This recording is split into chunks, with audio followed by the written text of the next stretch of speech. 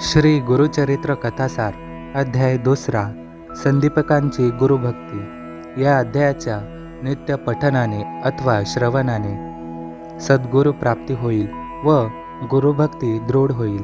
चला तर दुसऱ्या अध्यायाला सुरुवात करूया। श्री गणेशाय नमः। हे त्रैमूर्ती दत्तात्रेया, तुम्हाला नमस्कार असो। तुम्हीच माझे गुरु आहात।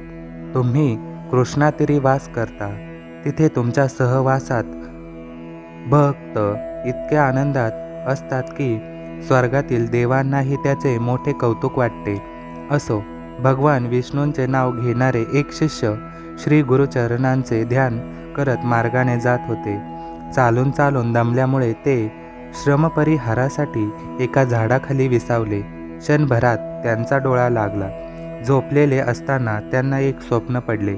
स्वप्नात एक यतीश्वर आले। त्यांच्या मस्तकी जटाभार, सर्वांगाला भस्म आणि कमरेला पितांबर होता। त्यांनी व्याघ्रचर्म परिधान केले होते। ते यती नामधारकांच्या जवळ आले। त्यांनी त्यांना भाळी स्वहस्ते भस्म लावले। त्यांना अभयदान दिले व आश्वासनही दिले। तोच त्यांना जाग आली। त्यांनी अवतीभोवती पाहिले, पण कोणीच दिसले नाही। तेव्हा मनोमन आश्चर्य करत ते पुनश्च मार्गस्थ झाले। तर काय आश्चर्य, काही अंतर गेल्यावर त्यांना स्वप्नात पाहिलेल्या योग्यांचे प्रत्यक्ष दर्शन झाले। ते आनंदाने पुढे धावले व त्यांना दंडवत प्रणिपात करून म्हणाले, हे योगाधीशा, तुमचा जय जयकार असो। तुम्हीच माझी माता आहात आणि तुम्हीच माझे पिता आहात। तुम्ही अज्ञानरूपी अंधकाराचा नाश करणारे सूर्य आहात, कृपासिद्ध आहात। तुमच्या दर्शनाने माझे समस्त दोष नाहीसे झाले आहेत, म्हणून तुम्ही माझ्या उद्धारासाठीच आला आहात अशी माझी श्रद्धा आहे। तरी या भक्तावर कृपा करणाऱ्या स्वामीराया, तुम्ही कुठून आलात? तुमचे नाव काय? तुम्ही कुठे राहता? याविषयी काही सांगा। तेव्हा त्या नामधारकांच्या हृदयातील उत्कट भाव व त्यांची जिज्ञासा जाणून ते योगी म्हणाले, मी स्वर्ग आणि पृथ्वीवरील तीर्थक्षेत्रांच्या यात्रा करत हिंडत असतो। भीमा व अमरजा या नद्यांच्या संगमावर वसलेले श्री क्षेत्र गाणगापूर हे माझे गुरु श्री नृसिंह सरस्वती यांचे स्थान आहे। नृसिंह सरस्वती हे दत्तात्रेयांचा अवतार आहेत। भक्तांचा उद्धार करण्यासाठी व त्यांना भवसागरातून सुखरूप तारून नेण्यासाठीच ते भूलोकी प्रकट झाले आहेत। अभ्यास करणारे योगी नित्य त्यांचे ध्यान करतात। श्री गुरु नृसिंह सरस्वती कृपेचे सागर आहेत। ते आपल्या भक्तांना व शिष्यांना सर्व प्रकारचे सौख्य, ऐश्वर्य व आनंद देतात। त्यांना काहीही कमी पडून देत नाहीत। ते ऐकून नामधारक म्हणाले, स्वामी, मीही श्री गुरूंचे ध्यान करतो। आमच्या वंशातील पूर्वजांपासून सर्वजण त्यांचीच भक्ती करत आले आहेत। असे असताना माझ्या नशिबी ही कष्टप्रद अवस्था का? आज दैवयोगाने तुमची गाठभेट झाली आहे, तेव्हा कृपा करून या संशयाचे निराकरण करा। योगी म्हणाले, अहो, श्री गुरु भक्तवत्सल आहेत। ते सर्वांवर सारखीच कृपा करतात। ज्यांच्यावर कृपा आहे त्याला सर्व देवता अनुकूल असतात। तो भक्त कली व काळ यांच्यावरही मात करतो। तुम्ही त्यांची भक्ती करताना मग आपण दीन आहोत असे का सांगता? याचा अर्थ तुमच्या मनात त्यांच्याविषयी दृढ भाव नाही। अहो, श्री गुरु दत्तात्रेय महाप्रभू म्हणजे ब्रह्मा विष्णू महेश यांचा एकत्रित एकरूप अवतार। ते तुमचे सर्वतोपरी कल्याण करतील, त्यासाठी त्यांच्या चरणी एकनिष्ठा ठेवून त्यांची भक्ती करा। एखादी वेळी देव कोपले तर श्री गुरु रक्षण करतात, पण श्री गुरु कोपले तर मात्र कोणीही रक्षण करू शकत नाही। नामधारक म्हणाले, स्वामी, श्री गुरु दत्तात्रेय हे त्रिदेवांचे एकत्रित एकरूप अवतार आहेत। हे कसे? तसेच देव कोपले तर गुरु रक्षण करतात, पण गुरु कोपले तर देवही रक्षण करू शकत नाहीत। हे कोणत्या शास्त्रात वा पुराणात सांगितले आहे? कृपा करून माझ्या मनातील हा संदेह दूर करा। योगी म्हणाले, नामधारक, हा तुम्ही चांगला प्रश्न विचारला आहे। आता वेदवाक्यांच्या साक्षीने मी जे सांगणार आहे ते लक्षपूर्वक ऐका। ब्रह्मदेवाच्या मुखातून 4 वेद व 18 पुराणे निर्माण झाली। ब्रह्म वैवर्त पुराण हे त्यापैकीच एक होय। द्वापारयुगाच्या अंती श्री विष्णू अर्थात नारायण हे महर्षी व्यास झाले. त्यांनी लोककल्याणासाठी देवांची नीट विभागणी केली आणि ब्रह्मसूत्रादिकांचा व पुराणाचा विस्तार केला. त्या व्यासांनी ऋषींना जी कथा सांगितली तीच मी तुम्हाला सांगणार आहे. तीत ब्रह्मजींनी कलियुगाला गुरूंचा महिमा सविस्तर सांगितला आहे. ते ऐकताच नामधारकांनी त्या योग्यांना वंदन केले व म्हणाले, स्वामी, आज मोठ्या भाग्यानेच तुमची भेट झाली आहे. कारण ब्रह्माजींनी कलियुगाला गुरुमहात्म्य केव्हा व का सांगितले ते ऐकण्याची मलाही जिज्ञासा आहे. तेव्हा त्यांचा मनोभाव जाणून योगीराज संतोषले. ते कथा सांगू लागले. प्रलयकाळी भगवान विष्णू अव्यक्त स्वरूपात वट पत्रावर शयन करत होते. त्यांना सृष्टीची रचना करावीशी वाटली म्हणून त्यांनी आपल्या नाभीतून कमळ उत्पन्न केले. त्यातून ब्रह्मदेवांना प्रकट केले. त्यांनी चारही दिशांना पाहिले म्हणून ते चतुर्मुख झाले. त्यांना आपण सर्वश्रेष्ठ आहोत असे वाटू लागले. तेव्हा विष्णूंनी त्यांना दर्शन दिले व तुम्ही माझी भक्ती करा असे सांगून सृष्टी रचना करण्याची आज्ञा केली.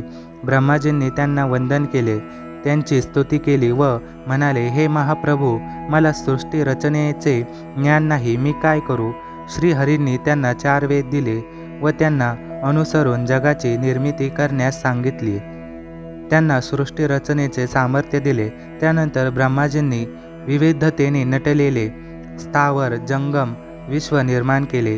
त्यामध्ये स्वेदज, घामापासून उत्पन्न होणारे अंडज, अंड्यापासून उत्पन्न होणारे जारज, गर्भाशयापासून प्रवेश करणारे उद्भिज, वृक्ष, वनस्पती आदी अशी 4 प्रकारची जीवकोटी उत्पन्न केली. ब्रह्मवैवर्त पुराणात सुतांनी शौनकादी श्रेष्ठींना त्याविषयीचे सविस्तर वर्णन स्वतः सांगितले आहे. त्यानंतर ब्रह्माजींनी सनकादी मानसपुत्र, मरीची आदी सप्तर्षी, देव आणि दैत्य उत्पन्न केले. मग त्यांनी काळाचे 4 विभाग केले. त्या प्रत्येक विभागाला अनुक्रमे कृतयुग, त्रेतायुग, द्वापारयुग व कलियुग ही नावे दिली. त्यांचे पृथ्वीवर क्रमाने आगमन होते. ज्या प्रत्येक युगाचा स्वतःचा असा विशिष्ट वेश आहे, स्वभाव आहे, कार्यप्रभाव आहे. कृतयुग म्हणजेच सत्ययुग. ते सत्यवचनी, वैराग्यशील, ज्ञानी व सत्वगुणांची वृद्धी करणारे होते. त्याने शुभ्र वस्त्र परिधान केले होते. त्याने यज्ञोपवीत व रुद्राक्षमाळा धारण केल्या होत्या. हातामध्ये कंकणे घातली होती. ब्रह्माजींच्या आज्ञेने ते पृथ्वीवर आले. त्याने आपल्या स्वभावाला अनुसरून लोकांना सत्प्रवृत्त व सन्मार्गी केले. तपश्चर्येचा मार्ग प्रकट करून जनोद्धार केला. कृतयुगाचा अवधी पूर्ण होताच ब्रह्माजींनी त्याला परत बोलावून त्रेतायुगास पृथ्वीवर पाठवले. ते स्थूल देहाचे होते. त्याच्या हाती यज्ञाची सामग्री होती. ते विवेकी, वैराग्यशील व धर्मशास्त्र प्रवर्तक होते. कृतयुग म्हणजेच मूर्तिमंत यज्ञच. पृथ्वीवर आल्यानंतर त्याने आपल्या स्वभावाला अनुसरून धर्माचा व शास्त्राचा प्रसार केला. कर्ममार्गाची स्थापना केली. त्या युगात लोक ज्ञानाद्वारे यज्ञाद्वारे स्वतःचे कल्याण करून घेऊ लागले. आपला कार्यकाल पूर्ण करून ते आनंदाने परत गेले. मग ब्रह्माजींनी द्वापार युगाला पाठवले. त्याच्या हातामध्ये खड्ग, खटवांग व धनुष्यबाण ही आयुधे होती. ते उग्र, शांत, निष्ठुर व दयावान अशा मिश्र स्वभावाचे होते. त्या युगात जगामध्ये पाप व पुण्याचे प्रमाण समसमान होते. त्याने पृथ्वीवर आपल्या स्वभावधर्माप्रमाणे कार्य केले व परत गेले. त्यानंतर ब्रह्माजींनी कलियुगाला पाचारण केले. ते वृद्ध आणि वैराग्यशून्य होते. पिशाच्यासारखे मुख आणि त्या कलीच्या अंतकरणात एकसारखे हीन विचारच येत होते. ते ब्रह्माजींसमोर नग्नावस्थेतच आले. त्यावेळी ते कलह व द्वेष यांना बरोबर घेऊन आणि रडत, हसत, वेडावत, धडपडत व शिव्या देतच आले होते. त्याने उजव्या हाताने स्वतःची जीभ व डाव्या हाताने शिश्न धरले होते. ते ब्रह्माजींपुढे अधोमुख उभे राहिले. त्याची लक्षणे पाहून त्यांनी विचारले, तू लिंग आणि जीभ का धरली आहेस? ते म्हणाले, मी सर्व लोकांना जिंकू शकतो, पण जे लोक आपली वाणी, रसना व कामवासना ताब्यात ठेवतात त्यांना मी काहीच करू शकत नाही. तुम्ही मला पृथ्वीवर पाठवू इच्छिता, पण माझा स्वभाव तुम्हाला ठाऊकच आहे. मला धर्माने वागलेले आवडत नाही. मी स्वच्छंदी आहे, निद्रा व कलहप्रिय आहे. परद्रव्य आणि परस्त्रीवर डोळा ठेवणारे हे मला बंधू वाटतात. पक्षपात करणारे, हेवा करणारे, ढोंगी, प्रपंचात आसक्त असलेले, छळ करणारे, बाहेरून संन्यासी पण अंतःकरणात प्रबळ भोगवासना असणारे, स्वतःच्या स्वार्थासाठी वाटेल ते दुष्कृत्य करणारे हे मला प्राणप्रिय मित्र वाटतात. मी दुर्जनांचा आप्त व पुण्यवान सज्जनांचा वैरी आहे. ब्रह्माजी म्हणाले, तरीही पृथ्वीवर जा. तिथे तुझ्या प्रभावाने लोक अल्पायुष्य होतील. त्यांची शक्तीही कमी असेल, पण त्यांच्यातही जे लोक तपश्चर्या करतील, अनुष्ठाने करतील, भागवत भक्ती करतील, त्यांना त्यांचे लवकर फळ मिळेल. तू ब्रह्मज्ञ व पुण्यवान लोकांना इष्ट कार्यसिद्धीसाठी सहाय्य कर. ते म्हणाले, ते तर माझे वैरी आहेत. ते जिथे असतात तिथे जाण्याचे मला धाडसच होत नाही. मग मी काय करू? ब्रह्माजी म्हणाले, तू काळाला बरोबर घेऊन जा. त्याच्या प्रभावाने लोकांची धर्मप्रवृत्ती निस्तेज होईल. सज्जनही पापप्रवृत्त होतील. त्यायोगे तुमचे कार्य सोपे होईल.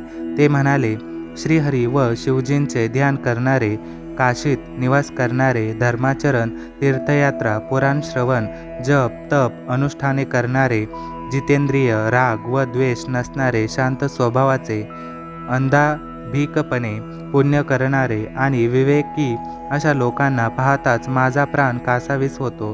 पण स्त्री पुत्रांदिकांवर आसक्त असलेले, जन्मदात्यांचा तिरस्कार करणारे, वेदशास्त्रांची निंदा करणारे व हरिहरांमध्ये भेद करणारे हे सर्व माझ्या स्वभावाला अनुरूप वर्तन करणारे असल्याने मला आपलेसे वाटतात. जे माझे वैरी आहेत ते मला उपद्रव देतात, मला जराही दया दाखवत नाही. त्यावेळी मी काय करावे? ब्रह्माजी म्हणाले, काळजी करू नकोस. तुझे भूलोकी पदार्पण होताच लोक तुला अपेक्षित असलेलेच वर्तन करतील. तुझ्या प्रभावाने बहुतेक सर्वच लोक पीडित होतील, पण ज्याच्यावर तुझा प्रभाव पडणार नाही ते तुला कधीही वश होणार नाहीत. असे पुण्यवान सज्जन फारच थोडे असतील. तू त्यांना सहाय्य कर.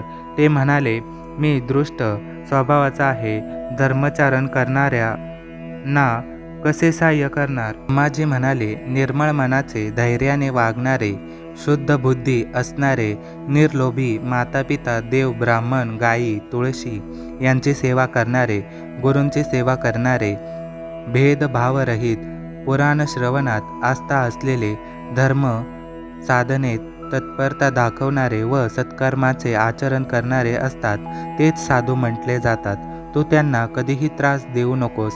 त्यांना सहाय्य कर, ही माझी आज्ञा आहे.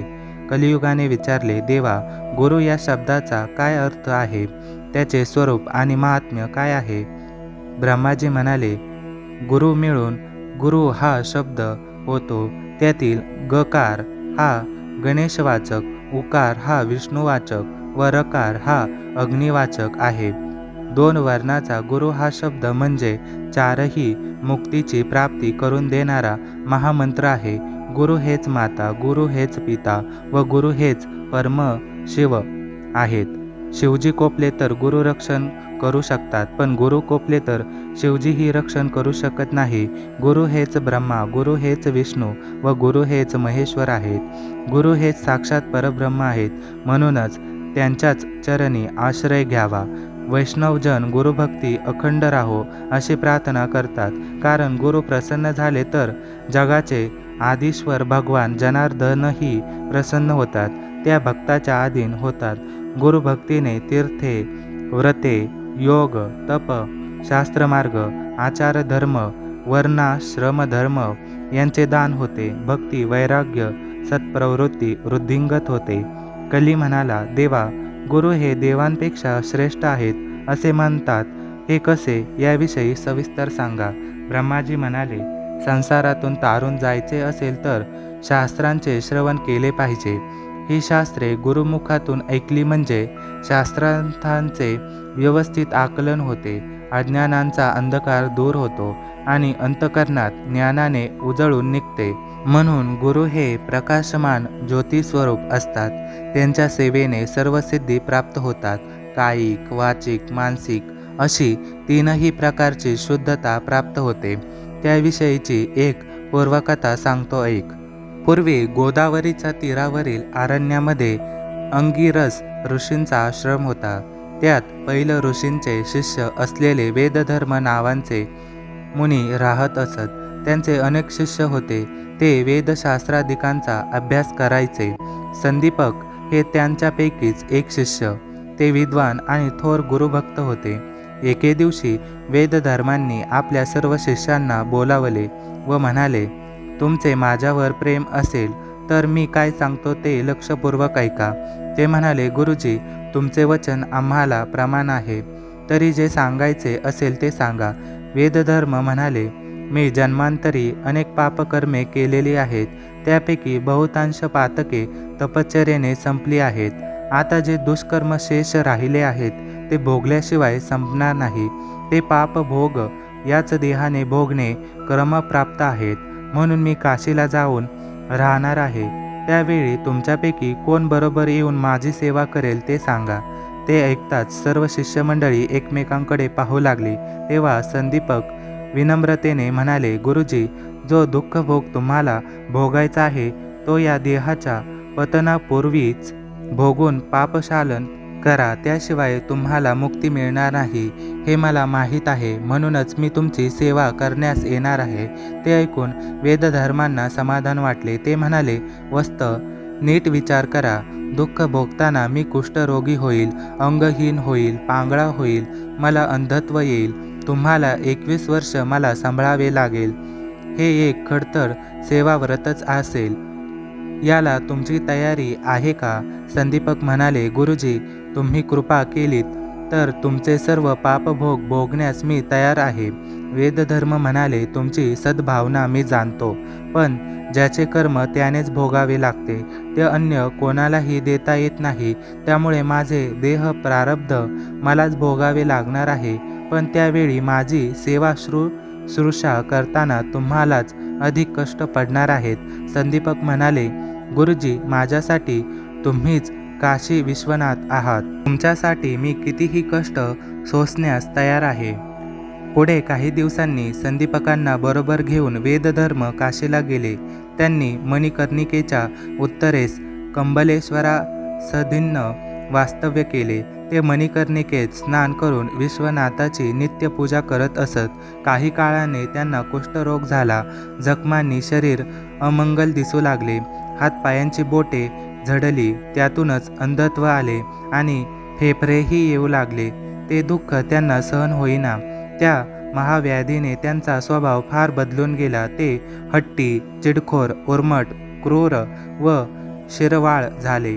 ते असंबंध बडबडायचे, संदीपकांवर रागवायचे, त्यांची निंदा करायचे आणि परस्पर विरुद्ध आज्ञा देऊन त्यांना अतिशय त्रास द्यायचे. त्यांच्या जागी दुसरा कोणी असता तर नक्कीच पळून गेला असता, पण ते डगमगले नाहीत. अनंत हाल अपेष्टा सोसून गुरुसेवेत अहोरात्र तत्पर राहिले. ते गुरूंचे गुणदोष कधीच मनात आणत नसत. गुरुसेवेत ते स्वतःलाही विसरून गेले होते. त्यांना स्वतःसाठी वेळ मिळत नसे. देवदर्शनालाही जाता येत नसे. पण याबद्दल त्यांना कधीही खंत वाटली नाही. संदीपकांची ही एकनिष्ठ सेवाभक्ती पाहून काशी विश्वनाथ प्रसन्न झाले. त्यांनी त्यांना दर्शन दिले व म्हणाले, तुमची गुरुभक्ती पाहून मी संतुष्ट झालो आहे. तरी इष्ट वर मागून घ्या. तेव्हा ते गुरूंकडे गेले व म्हणाले, गुरुजी, भगवान शंकर प्रसन्न होऊन मला वर देत आहेत. तुमची व्याधी बरी व्हावी असा वर मागू का? ते ऐकून वेदधर्म म्हणाले, ज्याला मुक्ती हवी आहे त्याने कृतपापांचे भोग भोगूनच संपावेत असे धर्मशास्त्र सांगते. मी तेच करत आहे. म्हणून माझ्या व्याधी निष्कृतीसाठी त्यांना प्रार्थना करू नका. संदीपक शिवजींपाशी गेले व म्हणाले, देवा, मला तुमच्याकडून कोणतेही वरदान नको आहे. याचे शिवप्रभूंना मोठे आश्चर्य वाटले. ते वैकुंठाला गेले. तिथे भगवान विष्णूंना व सर्व देवांना संदीपकांचा वृत्तांत सांगितला. तो ऐकून श्रीहरींनाही मोठे नवल वाटले. त्या गुरु शिष्यांना भेटण्यासाठी ते स्वतः काशीला आले आणि संदीपकांची गुरुसेवा पाहून परम संतुष्ट झाले. त्यांनी त्यांना दर्शन दिले व म्हणाले, तुमची एकनिष्ठ सेवाभक्ती पाहून मी प्रसन्न झालो आहे. गुरुभक्त शिष्य मला जीव की प्राण वाटतात. मी त्यांचे सर्व मनोरथ पुरवतो, म्हणून तुम्हीही इष्ट वरदान मागून घ्या. संदीपक म्हणाले, देवा, माझ्या गुरूंनी मला सर्व काही दिलेले आहे, म्हणूनच माझ्यासाठी गुरु हेच देव, गुरु हेच तीर्थ, गुरु हेच सर्वस्व आणि गुरुसेवा हाच परमार्थ आहे. गुरु वाचून कोणीही मोठा नाही. हे प्रभो, हजारो वर्ष तपश्चर्या करणाऱ्यांनाही तुम्ही दर्शन देत नाही. तिथे मी तुमचा भक्त नसूनही तुम्ही मला दर्शन दिलेत. यातच गुरु महात्म्य किती थोर आहे हे स्पष्ट होते. म्हणूनच तुम्हाला काही द्यायचेच असेल तर माझी गुरुभक्ती अधिकाधिक दृढ होऊन माझ्या हातून उत्तरोत्तर चांगली गुरुसेवा घडावी यासाठी आशीर्वाद द्या. ते ऐकून विष्णूंना परमानंद झाला. ते म्हणाले, संदीपक, तुम्ही धन्य आहात. धन्य आहे तुमची गुरुभक्ती. अहो, गुरूंची आणि माता पित्यांची सेवा करणारे पर्यायाने आमचीच भक्ती करत असतात. सर्व वेदशास्त्रांचे हेच सार आहे. आम्ही गुरुसेवकांच्या अधीन असतो, म्हणून सर्व उपासनांमध्ये गुरुसेवाच श्रेष्ठ आहे. गुरु म्हणजे परब्रह्म, गुरु म्हणजे अमृताचे सागर. म्हणून अखंड गुरुस्मरण करणारे त्रैलोक्यात पूज्य होतात, निज कीर्तीने अमर होतात. तुमची गुरुभक्ती व गुरुसेवा सतत वृद्धिंगत राहील असा मी तुम्हाला वर देतो. वर देऊन भगवंत अंतर्धान पावले. हा वृत्तांत संदीपकांनी श्री गुरूंना सांगितला. तेव्हा त्यांनाही मोठे कौतुक वाटले. ते म्हणाले, हे शिष्योत्तमा, तुम्ही काशी क्षेत्री चिरकाल वास कराल. तुम्हाला नवनिधी म्हणजेच कुबेरांकडे असलेले महापद्म, पद्म, शंख, मकर, कश्यप, मुकुंद, कुंद, नील व असे सर्व संपत्तीचे ठेवे प्राप्त होतील. काशी विश्वेश्वर तुम्हावर नित्य प्रसन्न राहतील. जे तुमचे स्मरण करतील त्यांचे दुःख, दैन्य, कष्ट याचे निवारण होऊन ते सुखात, आनंदात, वैभवात राहतील. बोलणे पूर्ण होताच वेदधर्म दिव्यदेही झाले. ते महातपस्वी होते. त्यांच्याकडे पाप कुठून असणार? निज शिष्यांची परीक्षा घेण्यासाठीच ते कुष्ठरोगी झाले होते. त्यानंतर लोकांच्या कल्याणासाठी ते संदीपकांसह काशीतच राहिले. सूत म्हणाले, श्रोते हो, अशा प्रकारे ब्रह्माजींनी कलियुगाला गुरुमहात्म्य समजावून सांगितले. संदीपकांची गोष्ट सांगून सिद्धयोगी नामधारकांना म्हणाले, गुरूंची थोरवी लक्षात घेऊन त्यांची दृढ भावाने सेवाभक्ती करावी. अशा सद्भक्तावर शिवजी नेहमीच प्रसन्न असतात. अशा प्रकारे श्री गुरुचरित्र कथासार यातील अध्याय 2 समाप्त होत आहे. धन्यवाद.